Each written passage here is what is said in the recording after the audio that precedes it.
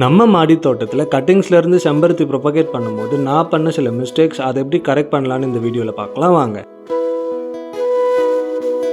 எப்பவும் பண்ணுற மாதிரி நல்ல மெச்சூரான ஸ்டெம்மாக எடுத்து ஆலோவேராவில் டிப் பண்ணி நர்சரி பவுச்சில் நட்டுட்டேன்.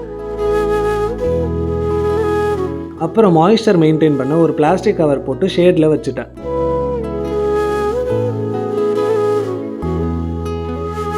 முதல் 2 வாரம் எல்லா கட்டிங்ஸ்லேயும் சூப்பராக புது லீவ்ஸ் வர ஆரம்பிச்சுது.